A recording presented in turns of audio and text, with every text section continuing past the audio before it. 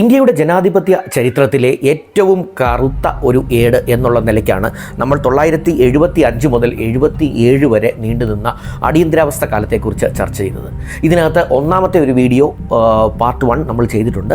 അത് കണ്ടിട്ടില്ലാത്തവരാണ് നിങ്ങൾ എങ്കിൽ ദയവായി അത് കണ്ട ശേഷം ഈ ഒരു എപ്പിസോഡ് കാണാൻ ശ്രമിക്കുക. അതിൻ്റെ ഡിസ്ക്രിപ്ഷനിൽ ഞാൻ ലിങ്ക് ഇട്ടിട്ടുണ്ട്, അത് കയറി സന്ദർശിക്കാൻ ശ്രമിക്കാം. ഏതായാലും ഇന്ദിരാഗാന്ധി എന്ന് പറഞ്ഞ ഇന്ത്യയുടെ ആദ്യ വനിതാ പ്രധാനമന്ത്രി അധികാരത്തിൻ്റെ കോണിപ്പടികൾ കയറി എങ്ങനെയാണ് സർവശക്തയായ എല്ലാത്തിനും മുകളിലുള്ള ഒരു അധികാര തലമായി അവർ മാറിയത്, അല്ലെങ്കിൽ അധികാരത്തിൻ്റെ ഒരു ഉത്തുംഗ ശൃംഗത്തിൽ അവരെങ്ങനെ എത്തി എന്നുള്ളതാണ് നമ്മൾ ഒന്നാമത്തെ ആ ഒരു എപ്പിസോഡിൽ ചർച്ച ചെയ്തത്. അതിൻ്റെ ഒരു പരിണിത ഫലമായിട്ടാണ് യഥാർത്ഥത്തിൽ ഇന്ത്യയിലെ 75-ലെ അടിയന്തരാവസ്ഥ എന്ന് പറയുന്നൊരു അവസ്ഥ ഉണ്ടാകുന്നതും, അല്ലെങ്കിൽ അങ്ങനെ ഒരു സാഹചര്യം ഉണ്ടാകുന്നതും എന്ന് നമുക്ക് മനസ്സിലാക്കാം. അപ്പോൾ അതിൻ്റെ നാൾ വഴികളാണ് നമ്മൾ ആദ്യ എപ്പിസോഡിൽ കുറേ കണ്ടത്. അതിനകത്ത് ഇനിയും കുറച്ച് കാര്യങ്ങൾ കൂടി പറഞ്ഞെങ്കിൽ മാത്രമേ അതിൻ്റെ നാൾ വഴികൾ പൂർണ്ണമാവുകയുള്ളൂ. അതിനകത്ത് ഒന്നാമത്തെ എപ്പിസോഡിൽ ഞാൻ പറഞ്ഞൊരു കാര്യമുണ്ട്. ബ്യൂറോക്രസിയെ തൻ്റെ വരുതിക്ക് വരുത്തുവാൻ ഇന്ദിരാഗാന്ധി എന്ന ഭരണാധികാരിക്ക് സാധിച്ചു. വ്യക്തമായി പ്രൈം മിനിസ്റ്റേഴ്സ് ഓഫീസ് അല്ലെങ്കിൽ പ്രൈം മിനിസ്റ്റേഴ്സ് സെക്രട്ടേറിയറ്റിനെയൊക്കെ അവിടുത്തെ ബ്യൂറോക്രാറ്റുകളെയൊക്കെ അവരുടെ വശത്താക്കുകയും അതിലെ ഏറ്റവും സീനിയർ മോസ്റ്റ് ആയിട്ടുള്ള വ്യക്തിത്വങ്ങളെ അവർക്ക് വ്യക്തമായി അവരോടൊപ്പം നിർത്താൻ സാധിക്കുകയും അതിലൂടെയാണ് അവർ യഥാർത്ഥത്തിൽ അധികാരത്തിൻ്റെ എന്താ പറയുന്ന ഉരുക്കുമുഷ്ടി എന്നുള്ള ഒരു പദപ്രയോഗം നമുക്ക് ഉപയോഗിക്കാൻ സാധിക്കുക അവിടെയാണ്. എന്നാൽ അത് മാത്രം കൊണ്ടായില്ല. 1967 ഒരു സംഭവമാണ് ഗോലോക്നാഥ് കേസ്. ഇന്ദിരാഗാന്ധി അടിയന്തരാവസ്ഥയിലേക്ക് രാജ്യത്തെ നയിച്ച സാഹചര്യങ്ങൾക്ക് വലിയൊരു പ്രാധാന്യമുണ്ട് ഞാൻ ഈ പറഞ്ഞ ഗോലോക്നാഥ് കേസിന്. ഗോലോക്നാഥ് എന്ന് പറഞ്ഞാൽ പഞ്ചാബിലെ ഒരു എന്താ പറയുക, ഒരു സമ്പന്നനായ ഒരു ഭൂ ഉടമയായിരുന്നു. അവർക്ക് കുറേ അധികം ഭൂമിയൊക്കെ ഉണ്ട്. അപ്പോൾ പഞ്ചാബിൽ ആ കാലത്ത് ഉണ്ടായി വന്ന ഒരു ഭൂപരിഷ്കരണ നിയമപ്രകാരം ഈ സഹോദരങ്ങൾ ഗോലോക്നാഥും ആ സഹോദരങ്ങൾക്കുമുള്ള ഭൂമി ഹോൾഡ് ചെയ്യാൻ പറ്റുന്നതിൻ്റെ പരിധി കുറച്ചുകൊണ്ട് സർക്കാർ ഒരു തീരുമാനമെടുക്കുകയും മിച്ചമുള്ള ഭൂമി, കാരണം അവർ ആയിരക്കണക്കിന് ഏക്കർ ഭൂമിയുള്ള വലിയ അതിസമ്പന്നരായിട്ടുള്ള ഭൂ ഉടമകളായിരുന്നു. അപ്പോൾ അതിൽ നിന്നും അവർക്ക് ഓരോരുത്തർക്കും 30 ഏക്കർ വെച്ച് ഹോൾഡ് ചെയ്യാമെന്നും അത് കഴിഞ്ഞ് ഈ സഹോദരങ്ങൾക്കെല്ലാം 30 ഏക്കർ വെച്ച് ഹോൾഡ് ചെയ്ത ഫാമിലിയുടെ മൊത്തം സ്വത്തിൽ നിന്നും അത് കഴിച്ചുള്ള സ്വത്ത് മിച്ച ഭൂമിയായി സർപ്ലസ് ലാൻഡായി പ്രഖ്യാപിച്ച് സർക്കാർ മുതൽ കൂട്ടാനുള്ളൊരു ശ്രമം നടക്കുകയും അതിനെതിരെ ഗോലോക്നാഥ് കോടതിയിൽ ഒരു കേസ് കൊടുക്കുകയും ചെയ്തു. അപ്പോൾ എന്തായിരുന്നാലും ഇതിനകത്ത് മനസ്സിലാക്കേണ്ട കാര്യം, ഈ കേസുകളിലെല്ലാം ഇതിൻ്റെ എല്ലാം വിധിയിൽ കോടതി ഉയർത്തിപ്പിടിച്ച ഒരു കാര്യം, വ്യക്തികളുടെ സ്വാതന്ത്ര്യത്തിനും വ്യക്തികളുടെ അവകാശത്തിനും ഭരണഘടന നൽകുന്ന മൗലിക അവകാശങ്ങൾ അല്ലെങ്കിൽ ഫണ്ടമെൻ്റൽ റൈറ്റ്സ്, ഇതിന് മുകളിൽ സർക്കാരിന് അധികാരമില്ല. അല്ലെങ്കിൽ അതിനെ തടസ്സപ്പെടുത്തുവാനോ അതിനെ തടസ്സപ്പെടുത്തുന്ന രീതിയിലുള്ള ഭരണഘടനാ ഭേദഗതികൾ അല്ലെങ്കിൽ കോൺസ്റ്റിറ്റ്യൂഷണൽ അമെൻമെൻറ്റ്സ് കൊണ്ടുവരുവാനോ സർക്കാരിന് അധികാരമില്ല എന്നുള്ള ഒരു രീതിയിലുള്ള വിധിയാണ് ഈ ഗോലോക്നാഥ് കേസിലുണ്ടായത്. അതുപോലെ തന്നെ കേരളത്തിൽ നിന്ന് വന്ന ഒരു കേസും ഇതുപോലെ പ്രബലമായി ആ സമയത്ത് വന്നിരുന്നു. അത് കേശവാനന്ദ ഭാരതി എന്ന് പറഞ്ഞ Kesavananda Bharati versus state of Kerala എന്ന് പറഞ്ഞ രീതിയിലൊരു കേസ് വന്നു. അതിനകത്തും ഇത്തരത്തിൽ തന്നെ ഉള്ള സംസ്ഥാനത്തിൻ്റെ അല്ലെങ്കിൽ രാജ്യത്തിൻ്റെ നിയമങ്ങളും അല്ലെങ്കിൽ ഭരണകൂടം ഉണ്ടാക്കുന്ന നിയമങ്ങളും ഭരണഘടന നമുക്ക് അല്ലെങ്കിൽ കോൺസ്റ്റിറ്റ്യൂഷൻ നമുക്ക് തരുന്ന ഫണ്ടമെൻ്റൽ റൈറ്റ്സ്, ഇത് തമ്മിലൊരു ക്ലാഷ് വരാനുള്ള സാഹചര്യം, ഇതിനെയാണ് ആ കേസുകളിലൊക്കെ പരിഗണിച്ചത്. ഇവിടെയൊക്കെ കോടതി, ഹൈക്കോടതി, സുപ്രീം കോടതിയും ഒക്കെ അപ്ഹോൾഡ് ചെയ്തത് എന്താണെന്ന് ചോദിച്ചു കഴിഞ്ഞാൽ, അടിസ്ഥാനപരമായ ഫണ്ടമെൻ്റൽ റൈറ്റ്സിന് മുകളിൽ നിയമം കൊണ്ടുവരാനോ അതിനെ അമെൻഡ് ചെയ്യുന്ന രീതിയിൽ ഭരണഘടനാ അമെൻമെൻറ്റുകൾ കൊണ്ടുവരാനോ സർക്കാരിന് അധികാരമില്ല എന്നുള്ള രീതിയിലാണ് ആ വിധികളെല്ലാം വന്നത്. പക്ഷേ ഈ വിധികളിലൊക്കെ ഈ കേശവാനന്ദ ഭാരതി വിധിയൊക്കെ ഒരു എന്താ പറയുക, ഒരു യുനാനിമസ് വിധിയല്ലായിരുന്നു. എല്ലാ ജഡ്ജിമാരും ഒരേ തീരുമാനം, ബെഞ്ചിലുള്ള എല്ലാ ജഡ്ജിമാരും ഒരേ തീരുമാനമല്ല എടുത്തത്. ചില എതിരഭിപ്രായം 1-2 ജഡ്ജിമാർ പറഞ്ഞൊരു സാഹചര്യമുണ്ടായി. അവിടെ നമ്മൾ ശ്രദ്ധിക്കേണ്ട ഒരു കാര്യം, ഇതിനെതിരഭിപ്രായം പറഞ്ഞ ഇന്ദിരാഗാന്ധിയുടെ നിലപാടിനോട് അനുകൂല നിലപാടെടുത്ത, കോൺസ്റ്റിറ്റ്യൂഷണൽ അമെൻമെൻറ്റുകളോട് പോസിറ്റീവായിട്ടുള്ള നിലപാടെടുത്ത ജഡ്ജികൾക്ക് പ്രിവിലേജ് കൊടുക്കാനും ഇന്ദിരാഗാന്ധി അന്ന് മറന്നില്ല എന്ന് മനസ്സിലാക്കണം. ഇനി നല്ലൊരു ഉദാഹരണം പറഞ്ഞാൽ, A.N. റേ എന്ന് പറഞ്ഞ ഒരു ജഡ്ജ് ഉണ്ടായിരുന്നു. A.N. റേ. ഈ A.N. റേ എന്ന് പറഞ്ഞ ജഡ്ജ് അദ്ദേഹം ഇന്ദിരാഗാന്ധിയുടെ നിലപാടിനോട് അനുകൂലമായുള്ളൊരു വിധിയാണ് അത് പുറപ്പെടുവിച്ചത്. അതുകൊണ്ട് തന്നെ അദ്ദേഹത്തിനെയാണ് സീനിയോറിറ്റി ഒക്കെ മറികടന്ന്, അദ്ദേഹത്തിനേക്കാൾ സീനിയറായിട്ടുള്ള 3 ജഡ്ജിമാരുണ്ടായിരുന്നിട്ടും അവരെയൊക്കെ മറികടന്ന് ഈ റേ എന്ന ജഡ്ജിനെയാണ് ഇന്ദിരാഗാന്ധി അടുത്ത ചീഫ് ജസ്റ്റിസായിട്ട് അപ്പോയിൻറ്റ് ചെയ്യാനായിട്ട് നോമിനേറ്റ് ചെയ്തത് എന്ന് നമുക്ക് മനസ്സിലാക്കാൻ പറ്റും. എന്തായിരുന്നാലും ഇത് ആ സമയം കൊണ്ട് വലിയ ഒരു ഒപ്പോസിഷനും ഇന്ദിരാഗാന്ധിക്ക് ഉയർന്നു വന്നിരുന്നു. അതിൻ്റെ നേതൃസ്ഥാനത്തുണ്ടായിരുന്നത് ജയപ്രകാശ് നാരായണനായിരുന്നു. സോഷ്യലിസ്റ്റ് പാർട്ടി എന്നുള്ള നിലയ്ക്ക്, അല്ലെ സോഷ്യലിസ്റ്റ് നേതാവ് എന്നുള്ള നിലയ്ക്ക് ആ സമയത്ത് ഉയർന്നു വന്ന ഒരു പേരായിരുന്നു ജയപ്രകാശ് നാരായണൻ. അന്ന് ഇന്ത്യയിൽ സ്നേഹത്തോടെ സോഷ്യലിസ്റ്റ് മൈൻഡ് സെറ്റ് ഉള്ളവരെല്ലാം JP എന്ന് വിളിച്ചുകൊണ്ടിരുന്ന ജയപ്രകാശ് നാരായണനാണ് ഇന്ദിരാഗാന്ധിക്ക് ഒരു ഒത്ത എതിരാളിയായി ഉയർന്നു വന്നത്. എന്നാൽ അദ്ദേഹം ഒരു സോഷ്യലിസ്റ്റ് എന്നുള്ള നിലയ്ക്ക് വലിയൊരു പൊളിറ്റിക്കൽ ഇമേജ് ഒന്നും അദ്ദേഹത്തിന് ഇല്ലായിരുന്നു. അദ്ദേഹം ഒതുങ്ങിക്കൂടി ജീവിച്ചിരുന്ന മനുഷ്യനാണ്. പക്ഷേ അദ്ദേഹത്തിനെ ഒട്ടനവധി വിദ്യാർത്ഥി നേതാക്കളൊക്കെ മുന്നോട്ടേക്ക് വന്ന് ഒരു നേതാവായി അദ്ദേഹത്തെ മാറ്റുകയും അദ്ദേഹത്തിനെ മുന്നിൽ നിന്ന് അദ്ദേഹം നയിക്കണമെന്ന് ഒരുപാട് അന്നത്തെ ഇന്ദിരാഗാന്ധിയെ എതിർത്തുകൊണ്ടിരുന്ന നേതാക്കന്മാർ ആവശ്യപ്പെടുകയും അങ്ങനെ അദ്ദേഹം നേതൃനിരയിലേക്കും വരികയാണ് ഉണ്ടായത് എന്ന് നമുക്ക് മനസ്സിലാക്കാൻ സാധിക്കും. ഇതിനോടൊപ്പം തന്നെ രാജ്യത്തിൻ്റെ പല ഭാഗങ്ങളിലായി ഒരു പൊളിറ്റിക്കൽ അൺട്രസ്റ്റ് ആ സമയത്ത് ഉണ്ടാകുന്നുണ്ടായിരുന്നു. രാഷ്ട്രീയപരമായിട്ടുള്ള ഒരു അരാജകത്വം പല സന്ദർഭത്തിൽ ഉണ്ടായി വരുന്നുണ്ടായിരുന്നു. അതിൻ്റെ നല്ലൊരു ഉദാഹരണം പറഞ്ഞാൽ ഗുജറാത്തിൽ ഒരു 1973-നും 74-നും ഇടയ്ക്ക് ഉണ്ടായ ഒരു വലിയ പ്രശ്നം, അതായത് കുറച്ച് സ്റ്റുഡൻസ് അജിറ്റേഷൻസ് ആ സമയത്ത് നടക്കുന്നുണ്ടായിരുന്നു. അതായത് വിദ്യാർത്ഥി പ്രക്ഷോഭം എന്ന് വേണമെങ്കിൽ നമുക്ക് പറയാം. അതായത് വിദ്യാഭ്യാസ സംവിധാനത്തിനെതിരെയും പ്രത്യേകിച്ച് വിദ്യാഭ്യാസ മന്ത്രി ആയിട്ട് ഗുജറാത്തിൽ അന്നുണ്ടായിരുന്ന വിദ്യാഭ്യാസ മന്ത്രിക്കെതിരെയും ഒക്കെ വലിയ രീതിയിൽ വിദ്യാർത്ഥികൾ വലിയ പ്രക്ഷോഭം നടക്കുന്നുണ്ടായിരുന്നു. അത് തെരുവിൽ യുദ്ധങ്ങളായിട്ട്, അല്ലെങ്കിൽ തെരുവ് യുദ്ധങ്ങളായിട്ടും തെരുവിൽ ഉള്ള വലിയ അജിറ്റേഷനുകളായിട്ടും ഒക്കെ അത് ചെറിയ രീതിയിൽ രൂപം കൊണ്ട് തുടങ്ങി. പക്ഷേ അതിൻ്റെ വലിയ മൂർത്തിമത് ഭാവത്തിലേക്ക് വരുന്നത് അടുത്ത ഒരു ഘട്ടത്തിലായിരുന്നു. ഈ വിദ്യാർത്ഥി ലഹള ഒരു പരിധി കൂടി കടന്നു കഴിഞ്ഞപ്പോൾ സംസ്ഥാന സർക്കാരിന്, അന്നത്തെ ഗുജറാത്ത് സർക്കാരിന് ഇത് നിയന്ത്രിക്കാവുന്നതിനും അപ്പുറമായി. കാരണം ഈ കുട്ടികളുടെ ഭാഗത്ത് പല ന്യായവും ഉള്ളതുകൊണ്ട് തന്നെ, അവരുടെ ന്യായമായ ഒരു സമരമായതുകൊണ്ട് തന്നെ അവരുടെ സമരത്തിൻ്റെ തീക്ഷ്ണതയും ശക്തിയും വളരെ കൂടുതലായിരുന്നു. അടിച്ചൊതുക്കാൻ പറ്റുന്ന ഒരു രീതിയിലുള്ള സമരമല്ലായിരുന്നു അവരുടേത്. ഈ രാഷ്ട്രീയ സാഹചര്യങ്ങൾ ഒക്കെ ഉയർന്നു വന്നതോടുകൂടി യഥാർത്ഥത്തിൽ ഗുജറാത്ത് ഒരു വലിയ പ്രശ്നത്തിലേക്കാണ് ആ കാലഘട്ടത്തിൽ പോയിക്കൊണ്ടിരുന്നത്. അതിനോടൊപ്പം തന്നെ ഒരുപാട് സുപ്രധാന രാഷ്ട്രീയ നേതാക്കളെ വധിക്കാനുള്ള ശ്രമങ്ങളൊക്കെ ഉണ്ടാകുന്ന ഒരു സാഹചര്യമുണ്ടായി. അതിൻ്റെ ഏറ്റവും മൂർത്തിഭാവത്തിലേക്ക് എത്തിച്ചേരുന്നത് അന്നത്തെ റെയിൽവേ മിനിസ്റ്ററായിരുന്ന ലളിത് നാരായൺ മിശ്ര ഒരു ബോംബ് ആക്രമണത്തിൽ കൊല്ലപ്പെടുകയുണ്ടായി. ഒരു വലിയ ജനക്കൂട്ടം ഒരു ബോംബ് ആക്രമണം നടത്തി ലളിത് നാരായൺ മിശ്ര എന്ന അന്നത്തെ റെയിൽവേ മന്ത്രി കൊല്ലപ്പെടുന്ന ഒരു സാഹചര്യമുണ്ടായി.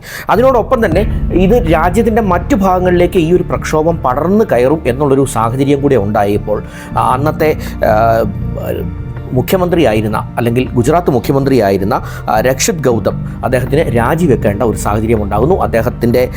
അദ്ദേഹം രാജിവെക്കുന്നതിനോടൊപ്പം തന്നെ നിയമസഭ പിരിച്ചുവിട്ട് പ്രസിഡന്റ് ഭരണം ഏർപ്പെടുത്തുന്ന ഒരു സാഹചര്യം കൂടി അന്ന് ഉണ്ടാകുന്നുണ്ട്. അത് ഇന്ദിരാഗാന്ധിക്ക് അങ്ങനെ ഒരു ശക്തമായ തീരുമാനം എടുക്കേണ്ടി വന്നു എന്നുള്ളതാണ് യാഥാർത്ഥ്യം. ഗുജറാത്തിൽ ഈ കാര്യങ്ങൾ നടന്നുകൊണ്ടിരിക്കുന്ന സമയത്ത് അതിന് പാരലായി തന്നെ ബീഹാറിൽ വലിയ ഒരു അജിറ്റേഷൻ, അല്ലെങ്കിൽ വലിയ ഒരു വിപ്ലവം അവിടെ നടന്നുകൊണ്ടിരിക്കുകയായിരുന്നു. അതായത് ബീഹാർ ഛാത്ര സംഗ്രഹ സമിതി എന്ന് പറഞ്ഞ ഒരു സംഘടന, അതും സ്റ്റുഡൻസ് റിവോൾട്ട് തന്നെയായിരുന്നു, വിദ്യാർത്ഥി പ്രക്ഷോഭം തന്നെയായിരുന്നു ഈ ബീഹാർ ഛാത്ര സംഗ്രഹ സമിതി നടത്തിക്കൊണ്ടിരുന്നത്. അത് സോഷ്യലിസ്റ്റ് ആശയങ്ങൾ പിന്തുടർന്നിരുന്ന, ഗാന്ധിയൻ ആശയങ്ങൾ പിന്തുടരുന്ന ജയപ്രകാശ് നാരായണനായിരുന്നു അതിൻ്റെ പിന്നിൽ പ്രവർത്തിച്ച പ്രധാന വ്യക്തിത്വം. ഈ പ്രക്ഷോഭത്തിൻ്റെ ഏറ്റവും അറ്റത്ത് എത്തിച്ചേരുമ്പോൾ 1974 പട്നയിൽ വെച്ച് ജയപ്രകാശ് നാരായണൻ വലിയൊരു റാലിയെ അഭിസംബോധന ചെയ്യുകയും അതിൽ വെച്ച് അദ്ദേഹം തീരുമാനമെടുത്തു പൂർണ്ണമായ വിപ്ലവം, അല്ലെങ്കിൽ ടോട്ടൽ റെവല്യൂഷൻ എന്നുള്ള നിലയ്ക്കാണ് അദ്ദേഹം പറഞ്ഞത്. അദ്ദേഹം കുറച്ച് പരുഷമായ വാക്കുകൾ ഉപയോഗിച്ചാണ് അത് പറഞ്ഞത്. അതായത് ഒരു രാജ്യത്തിൻ്റെ അഖണ്ഡതയ്ക്കും ഐക്യത്തിനും വരെ തടസ്സം നിന്നേക്കാമെന്ന് ഭരണകൂടത്തിന് തോന്നുന്ന രീതിയിൽ, അതായത് ഒരു പരിപൂർണമായ വിപ്ലവത്തിലൂടെ ഇനിയൊരു മാറ്റം സാധ്യമാവുകയുള്ളൂ, അതല്ലാതെ ചെറിയ ഒരു സർക്കാരിൻ്റെ നടപടി കൊണ്ടൊന്നും ഒരു തീരുമാനം ഉണ്ടാവില്ല എന്നുള്ള രീതിയിൽ പട്നയിൽ ജയപ്രകാശ് നാരായണൻ നടത്തിയ പ്രസ്താവനകൾ വളരെ സീരിയസ് ആയിട്ടാണ് അന്ന് ഭരണകൂടം കണ്ടത് എന്ന് നമുക്ക് മനസ്സിലാക്കാം.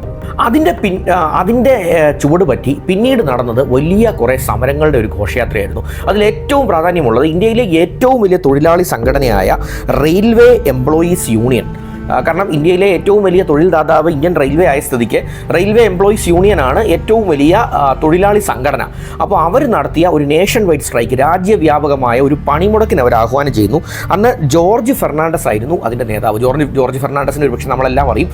വർഷങ്ങൾക്ക് ശേഷം വാജ്പേയി മന്ത്രിസഭയിൽ അദ്ദേഹം ഡിഫൻസ് മിനിസ്റ്ററൊക്കെ ആയിരുന്ന ജോർജ് ഫെർണാണ്ടസിനെ കുറിച്ചാണ് ഞാൻ ഈ പറയുന്നത്. അപ്പോൾ ഈ ജോർജ് ഫെർണാണ്ടസിൻ്റെ നേതൃത്വത്തിലായിരുന്നു അന്ന് ഈ റെയിൽവേ സമരം നടക്കുക. പക്ഷേ ഉരുക്ക് മുഷ്ടി ഉപയോഗിച്ച് ഇന്ദിരാഗാന്ധിയുടെ ഭരണകൂടം അതിനെ അടിച്ചമർത്തി.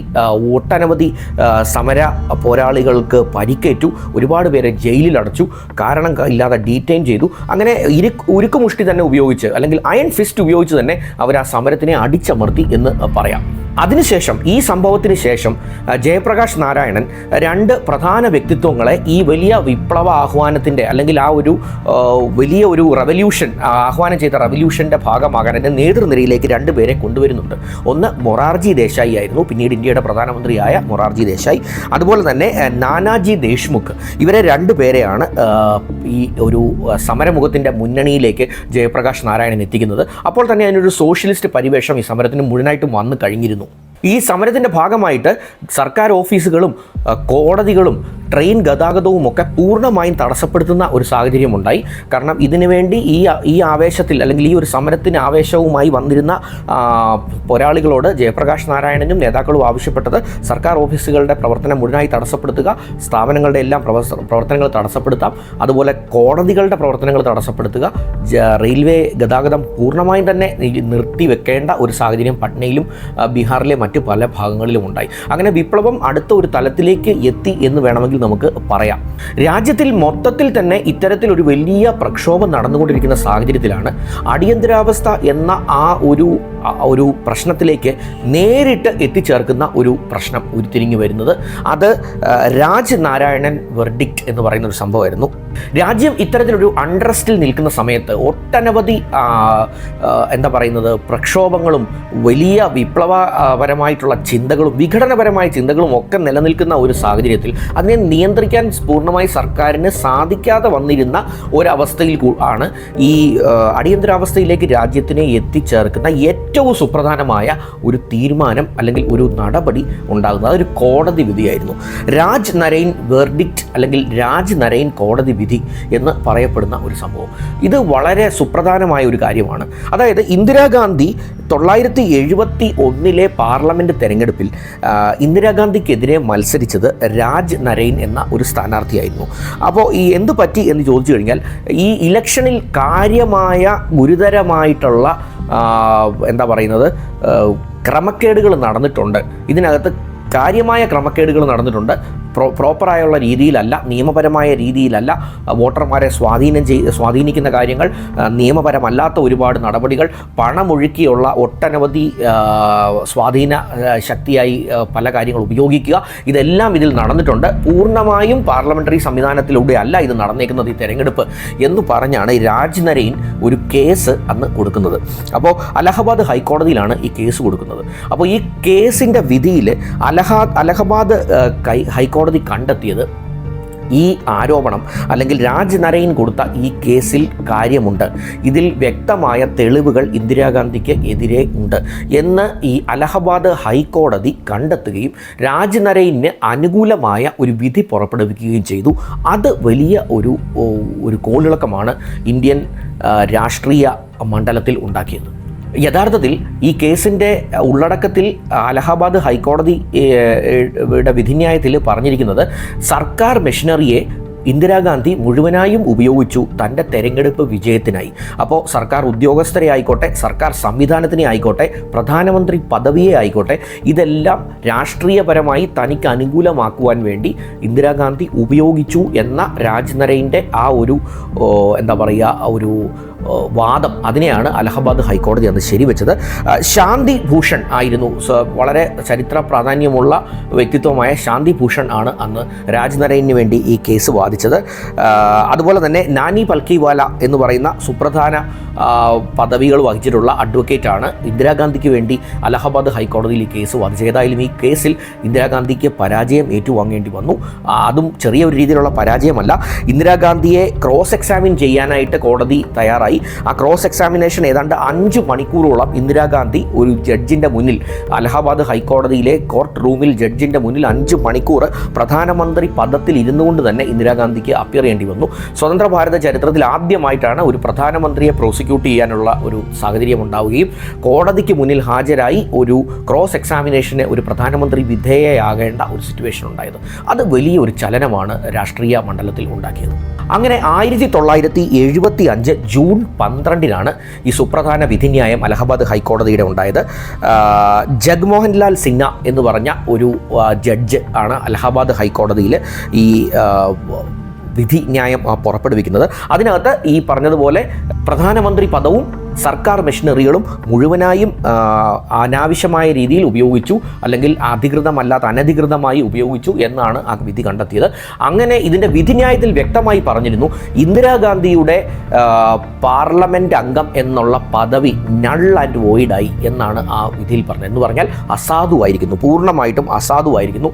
ലോക്സഭാ അംഗമായി ഇന്ദിരാഗാന്ധിക്ക് തുടരാനുള്ള അധികാരമില്ല എന്നാണ് അലഹബാദ് ഹൈക്കോടതിയുടെ വിധിന്യായത്തിൽ വന്നത്. ഇതിനു പുറമെ ഈ ലോക്സഭാ അംഗത്വം വോയിഡാക്കുക അല്ലെങ്കിൽ അത് അസാധുവാക്കുക മാത്രമല്ല അലഹബാദ് ഹൈക്കോടതി ചെയ്തത്, ഇന്ദിരാഗാന്ധിക്ക് 6 വർഷത്തേക്ക് തെരഞ്ഞെടുപ്പിൽ മത്സരിക്കുന്നതിൽ നിന്നും വിലക്കുന്ന ഒരു വിധി കൂടിയായിട്ടാണ് ഈ ഹൈക്കോടതി വിധി ഒരു ഇടിത്തി പോലെ വന്ന് പ്രഹരിച്ചത് എന്നുള്ളതാണ് ചരിത്രം. ഇതിൻ്റെ ഒരു ബാക്കി പത്രം എന്നോണം, അലഹബാദ് ഹൈക്കോടതിയുടെ ഈ വിധി വന്നതിൻ്റെ ബാക്കി പത്രം എന്നോണം പിന്നീട് സംഭവിച്ചത് വലിയ ചരിത്ര പ്രധാനമായ കാര്യങ്ങളായിരുന്നു. കാരണം ഡൽഹിയിലെ തെരുവുകളെല്ലാം ഇന്ദിരാഗാന്ധിയുടെ അനുകൂലികളായിട്ടുള്ള ആൾക്കാർ വലിയ പ്രക്ഷോഭങ്ങളും വലിയ റാലികളുമൊക്കെ സംഘടിപ്പിച്ച് അങ്ങനെ ഒരു അരക്ഷിതാവസ്ഥ ഉണ്ടാകുന്ന ഒരു സാഹചര്യം കൂടി നമ്മൾ അതിനുശേഷം കണ്ടു. ഇതിനുശേഷമാണ് നാടകീയമായ ഒരു സംഭവം നടക്കുന്നത്. അതായത് അലഹബാദ് ഹൈക്കോടതിയുടെ ഈ ഒരു ചരിത്ര പ്രധാനമായ വിധി വരുന്നു. ഇന്ദിരാഗാന്ധിയുടെ ലോക്സഭാ അംഗത്വം തന്നെ ഇല്ലാതാകുന്നു ഒരു നിമിഷം കൊണ്ട്. പക്ഷേ ഇന്ദിരാഗാന്ധി അത് സുപ്രീം കോടതിയിൽ ചലഞ്ച് ചെയ്യുകയാണ് ചെയ്തത്. അപ്പം ഇത് 1975 ജൂൺ 24 സുപ്രീം കോടതിയുടെ ഒരു വിധി ന്യായം വരികയാണ്. ഈ സുപ്രീം കോടതി വിധിയാണ് ശരിക്കും പറഞ്ഞാൽ immediate cause of the declaration of emergency എന്ന് വേണമെങ്കിൽ പറയാം. അതായത് 1975 ജൂൺ 24 മലയാളി കൂടിയായ ജസ്റ്റിസ് VR കൃഷ്ണയ്യരുടെ ഒരു വിധിന്യായമാണ് വരുന്നത്. ആ വിധിന്യായ പ്രകാരം അതൊരു വിചിത്രമായ വിധിന്യായമായിരുന്നു എന്ന് പറയാതിരിക്കാൻ പറ്റില്ല. ജസ്റ്റിസ് VR കൃഷ്ണയ്യരുടെ വിധിന്യായത്തിൽ വ്യക്തമായി പറഞ്ഞിരുന്നത് അലഹബാദ് ഹൈക്കോടതിയുടെ വിധിയെ അപ്ഹോൾഡ് ചെയ്തു. അതുമാത്രമല്ല, ആ വിധിന്യായത്തിൽ അദ്ദേഹം പറഞ്ഞു ഇന്ദിരാഗാന്ധിയുടെ ലോക്സഭാ അംഗത്വത്തിന് സാധുതയില്ല. അതായത് ലോക്സഭാ അംഗം ആയിട്ട് ഇന്ദിരാഗാന്ധിക്ക് തുടരാൻ സാധിക്കില്ല. അതുപോലെ തന്നെ MP എന്നുള്ള നിലയ്ക്ക് അത് ഇന്ദിരാഗാന്ധിക്ക് ഇനി ഒരു അധികാരം പാർലമെൻറ്റിനുള്ളിൽ ഇല്ല എന്ന് വ്യക്തമായിട്ട് തന്നെ ആ വിധിയിൽ പറഞ്ഞു. ഒരു കാര്യം കൂടെ പറഞ്ഞു, ഇന്ദിരാഗാന്ധിക്ക് MP എന്നുള്ള നിലയിൽ വോട്ടിംഗ് റൈറ്റ്സും ഇല്ല, പക്ഷേ പ്രധാനമന്ത്രിയായി തുടരുന്നതിൽ തെറ്റില്ല എന്നും കൂടി പറഞ്ഞു. അതായത് യഥാർത്ഥത്തിൽ നമ്മൾ നിയമത്തിനെക്കുറിച്ച് പഠിച്ചാൽ, അല്ലെങ്കിൽ ഇന്ത്യയുടെ ഭരണ സംവിധാനത്തിനെക്കുറിച്ച് പഠിച്ചാൽ, ഒരു പ്രധാനമന്ത്രി ആകണമെങ്കിൽ യഥാർത്ഥത്തിൽ MP ആകണമെന്നില്ല എന്നുള്ളതൊരു ഒരു സാധുതയുണ്ട്. അതായത് തിരഞ്ഞെടുക്കപ്പെട്ട ഒരു പ്രധാനമന്ത്രിക്ക് ആ സ്ഥാനത്ത് തുടരാൻ ഒരു MP ആകണമെന്നില്ല. ഉദാഹരണം പറഞ്ഞാൽ, ഈ വീഡിയോയിൽ സംസാരിച്ചുകൊണ്ടിരിക്കുന്ന എനിക്കോ നിങ്ങൾക്കോ നാളെ രാവിലെ പ്രധാനമന്ത്രി സത്യപ്രതിജ്ഞ ചെയ്യാം. അതിനൊറ്റ കാര്യം മതി, ബഹുഭൂരിപക്ഷം അംഗങ്ങൾ, പാർലമെൻറ്റിലുള്ള ഭൂരിപക്ഷം അംഗങ്ങൾ നിങ്ങളെയോ എന്നെയോ പിന്തുണയ്ക്കണം. അങ്ങനെ ഈ മനുഷ്യനെയാണ് ഞങ്ങളുടെ പ്രധാനമന്ത്രി നാളെ മുതൽ എന്ന് പറഞ്ഞാൽ ആ നിമിഷം നമുക്ക് പ്രധാനമന്ത്രിയായി തന്നെ സത്യപ്രതിജ്ഞ ചെയ്യാം എന്നുള്ളതാണ് നിയമം. അതിന് നമ്മൾ MP-യോ MLA-യോ ഒന്നും ആകണ്ട. പിന്നെ 6 മാസത്തിനുള്ളിൽ നമ്മളൊരു ഇലക്ഷനിൽ നിന്ന് ജയിച്ച് MLA-യോ MP ആയാൽ മതി. അതുപോലെ തന്നെയാണ് ഒരു മുഖ്യമന്ത്രി ആകണമെങ്കിൽ MLA ആകണമെന്നില്ല. ആർക്കും, നിങ്ങൾക്കോ എനിക്കോ മുഖ്യമന്ത്രിയോ പ്രധാനമന്ത്രിയോ ആയി സത്യപ്രതിജ്ഞ ചെയ്യാം. 6 മാസത്തിനുള്ളിൽ നമ്മൾ ആ കൺസേൺഡ് ഏതാണോ MLA ആണോ MP ആണോ അവിടെ നിന്ന് ജയിച്ച് അതിൽ കയറിയാൽ മതി എന്നുള്ളൊരു നിയമമുണ്ട്. അപ്പോൾ ജസ്റ്റിസ് VR കൃഷ്ണയ്യരുടെ ഈ വിധിയിൽ ഒന്ന് ശ്രദ്ധിച്ചു നോക്കൂ. അതിൽ അദ്ദേഹം പറഞ്ഞത് ഇങ്ങനെയാണ്, ഇന്ദിരാഗാന്ധിക്ക് ഇനി പാർലമെൻറ്റ് അംഗമായി തുടരാനുള്ള അധികാരമില്ല. ഇന്ദിരാഗാന്ധിക്ക് പാർലമെൻറ്റിൽ ലോക്സഭയിൽ വോട്ടിംഗ് റൈറ്റ് ഇനി മുതലില്ല. അത് അലഹബാദ് ഹൈക്കോടതിയുടെ വിധിയെ ഞങ്ങൾ അപ്ഹോൾഡ് ചെയ്യുന്നു. പക്ഷേ ഇന്ദിരാഗാന്ധി പ്രധാനമന്ത്രിയായി തുടരുന്നതിൽ തെറ്റില്ല. ഇതൊരു കംപ്ലീറ്റ്ലി കൺഫ്യൂസിങ് വെർഡിക്റ്റ് ആയിരുന്നു. ഇതിന് എന്ത് ചെയ്യണമെന്നറിയില്ല. കാരണം വോട്ടിംഗ് റൈറ്റ് ഇല്ലാത്ത, പാർലമെൻറ്റ് അംഗമല്ലാത്ത, ഒരു കോടതി വിധിയിലൂടെ പാർലമെൻറ്റ് അംഗത്വം നഷ്ടപ്പെട്ട, ക്രമക്കേട് കാണിച്ചതിൻ്റെ പേരിൽ വിധിയിലൂടെ നഷ്ടപ്പെട്ട ആൾക്ക് പ്രധാനമന്ത്രിയായി തുടരാനായിട്ടുള്ള ധാർമ്മികമായ അവകാശമുണ്ടോ എന്നുള്ളൊരു ചോദ്യം കൂടി വന്നു. ഇതാണ് ഒരു വലിയ കോൺസ്റ്റിറ്റ്യൂഷണൽ കൺഫ്യൂഷനിലേക്ക് അന്നത്തെ കാലത്ത് രാജ്യത്തെ എത്തിച്ചത് എന്നുള്ളത് മനസ്സിലാക്കാം. ഇവിടെയാണ് അടുത്തൊരു വലിയ പ്രശ്നം നടക്കുന്നത്. ഇത്രയും വലിയൊരു പ്രശ്നമുണ്ടായപ്പോൾ നേരത്തെ ഞാൻ പറഞ്ഞ പ്രക്ഷോഭകാരികൾ വെറുതെ ഇരിക്കില്ലല്ലോ. നമ്മൾ ജയപ്രകാശ് നാരായണൻ്റെ നേതൃത്വത്തിൽ വലിയൊരു പ്രക്ഷോഭം ഡൽഹിയിൽ നടക്കുന്നുണ്ട്. അതിനോടൊപ്പം മൊറാർജി ദേശായിയെ പോലെയുള്ള വലിയ സോഷ്യലിസ്റ്റുകൾ ആ സമയത്ത് പ്രവർത്തിക്കുന്നുണ്ട്. അപ്പോൾ ഈ പ്രക്ഷോഭകാരികളെ സംബന്ധിച്ച് ഇത് വലിയ ഒരു അവസരം കൂടിയായിരുന്നു. ജയപ്രകാശ് നാരായണൻ ഡൽഹിയിൽ ഒരു വലിയ റാലി നടത്തുന്നുണ്ട് ഈ 1975 ജൂൺ 26 അതിനകത്ത് അദ്ദേഹം പോലീസുകാരോടും ഭരണകൂടത്തിൻ്റെ നിയമപാലകരോടും, അതായത് പട്ടാള ഉദ്യോഗസ്ഥരോടും പോലീസുകാരോടും പറഞ്ഞത്, പാർലമെൻറ്റ് അംഗത്വം തന്നെ നൾ ആൻഡ് വോയിഡായ, പാർലമെൻറ്റിനുള്ളിൽ വോട്ടിംഗ് അവകാശമില്ലാത്ത ഒരു കോടതിയുടെ ശിക്ഷാവിധി ഏറ്റുവാങ്ങിയ, ഹൈക്കോടതിയുടെയും സുപ്രീം കോടതിയുടെയും ശിക്ഷാവിധി ഏറ്റുവാങ്ങിയ പ്രധാനമന്ത്രിയുടെ ഓർഡേഴ്സ് നിങ്ങൾ ഇനി അനുസരിക്കേണ്ടതില്ല. അതിനുള്ള ഒരു നിയമപരമായതോ ധാർമ്മികമായതോ ആയ ഉത്തരവാദിത്തം പോലീസ് ഉദ്യോഗസ്ഥർക്കില്ല. നിങ്ങൾ അവരുടെ വാക്കുകൾ ഇനി കേൾക്കേണ്ടതില്ല എന്ന കംപ്ലീറ്റ്ലി അനാർക്കിക് ആയിട്ടുള്ള ഒരു സ്റ്റേറ്റ്മെൻറ്റാണ് ജയപ്രകാശ് നാരായണനിൽ നിന്നും ഉണ്ടായത്. യഥാർത്ഥത്തിൽ അവിടെ മുതലാണ് നമ്മളുടെ അടിയന്തരാവസ്ഥ എന്നുള്ള ഭീകരതയുടെ തുടക്കം കുറിക്കുന്നത് എന്ന് മനസ്സിലാക്കാം. അന്ന് രാത്രി തന്നെ ഇന്ദിരാഗാന്ധി തൻ്റെ വിശ്വസ്തരെയെല്ലാം വിളിച്ച് ചോദിച്ചു, എന്താണ് ഇതിനൊരു പോംവഴി, എങ്ങനെ നമുക്ക് ഇതിൽ നിന്നും രക്ഷപ്പെടാം എന്ന ഒരു ചോദ്യം ഉണ്ടാകുന്നു. കോൺസ്റ്റിറ്റ്യൂഷൻ വിദഗ്ധരെയൊക്കെയാണ് ആ കാര്യം ഏൽപ്പിക്കുന്നത്.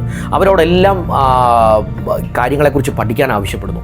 ഏതായാലും പിറ്റേ ദിവസം രാവിലെ ഇന്ദിരാഗാന്ധിക്ക് വ്യക്തമായ ഒരു നിയമ ഉപദേശം നേടുന്നു. അതായത് ഭരണഘടനയിലെ എമർജൻസി ഡിക്ലെയർ ചെയ്യാനുള്ള ഒരു ഓപ്പർച്യൂണിറ്റി ഉണ്ട്. എമർജൻസി ഡിക്ലെയർ ചെയ്യുക എന്ന് പറഞ്ഞാൽ രാജ്യത്തിന് ഏതെങ്കിലും ഒരു തരത്തിൽ ഭീഷണി ഉണ്ടാകുന്നു എന്ന് കണ്ടാൽ സ്റ്റേറ്റ് ഓഫ് എമർജൻസി ഡിക്ലെയർ ചെയ്യാനുള്ള അധികാരം പാർലമെൻറ്റിന് ഉണ്ട്, പ്രധാനമന്ത്രിക്ക് ഉണ്ട്. അത് ക്യാബിനറ്റിൻ്റെ തീരുമാനമായി വന്നാൽ മതി എന്നുള്ള ഒരു തീരുമാനം. അത് പ്രസിഡന്റ് സൈൻ ചെയ്യുന്നതോടുകൂടി എമർജൻസി ഡിക്ലെയർ ചെയ്യാം എന്നുള്ളതാണ് അതിന് ഇന്ദിരാഗാന്ധിക്ക് കിട്ടിയ നിയമോപദേശം. ഏതായാലും അന്ന് രാത്രി തന്നെ ഈ കോൺസ്റ്റിറ്റ്യൂഷൻ മുഴുവൻ അരച്ച് കലക്കി കുടിച്ച് പഠിച്ച തൻ്റെ വിദഗ്ധരെ ഉപയോഗിച്ച് നമ്മളുടെ വ്യക്തമായിട്ടുള്ള ഒരു ഡ്രാഫ്റ്റ് ഉണ്ടാക്കുകയാണ്. എമർജൻസി ഡിക്ലെയർ ചെയ്തുകൊണ്ടുള്ള ഒരു ഡ്രാഫ്റ്റ് ഉണ്ടാക്കുകയാണ്. അന്നത്തെ നമുക്കറിയാവുന്നതുപോലെ തന്നെ പ്രസിഡൻറ്റിനെ കുറിച്ച് പറഞ്ഞാൽ ഫക്രുദ്ദീൻ അലി അഹമ്മദ് ഒരു വീക്കായിട്ടുള്ള, ദുർബലനായിട്ടുള്ള പ്രസിഡൻ്റായിരുന്നു. ഇന്ദിരാഗാന്ധി പറയുന്നതിനപ്പുറം ഫക്രുദ്ദീൻ അലി അഹമ്മദിന് ഒരു അഭിപ്രായം ഉണ്ടായിരുന്നില്ല. അതുകൊണ്ട് തന്നെ രായ്ക്ക് രാമാനം ഫക്രുദ്ദീൻ അലി അഹമ്മദിൽ നിന്നും ഒരു തീരുമാനം അല്ലെങ്കിൽ ഇതിന് ഒരു റാറ്റിഫിക്കേഷൻ വാങ്ങി, ഒരു ഒപ്പ് വാങ്ങി, അത് ഇന്ദിരാഗാന്ധി തന്നെ റേഡിയോയിലൂടെ, ഓൾ ഇന്ത്യ റേഡിയോയിലൂടെ ഇന്ത്യയെ അറിയിക്കുകയായിരുന്നു, അല്ലെങ്കിൽ ഭാരത ജനതയെ അറിയിക്കുകയായിരുന്നു.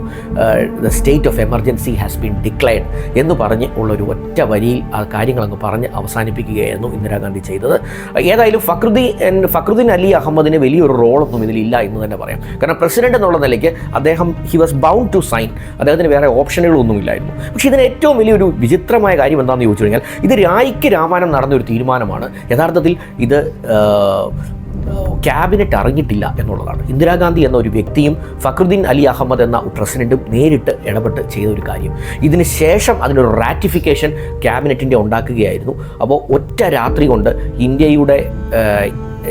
ഇന്ത്യൻ ജനതയുടെ എല്ലാ സ്വാതന്ത്ര്യങ്ങളെയും പിന്നീടുള്ള ഏതാണ്ട് 21 മാസത്തേക്ക് ഷട്ടറിട്ട ഒരു സംഭവമായിരുന്നു സ്റ്റേറ്റ് ഓഫ് എമർജൻസി. അപ്പോൾ യഥാർത്ഥത്തിൽ ഇതിൻ്റെ കാരണങ്ങൾ എന്തൊക്കെയാണ് എന്ന് അന്വേഷിച്ചാൽ നിങ്ങൾക്കിപ്പോൾ ഏകദേശം അതിനെക്കുറിച്ച് മനസ്സിലായിട്ടുണ്ടാവും. ഏതായാലും ഇതിനു മുമ്പ് തന്നെ ഇന്ദിരാഗാന്ധി ഈ ഒരു അവസരത്തിന് വേണ്ടിയുള്ള, അല്ലെങ്കിൽ ഈ ഒരു സാഹചര്യത്തിന് കളമൊരുക്കാനുള്ള കുറേ കാര്യങ്ങൾ നടത്തി വച്ചിരുന്നു.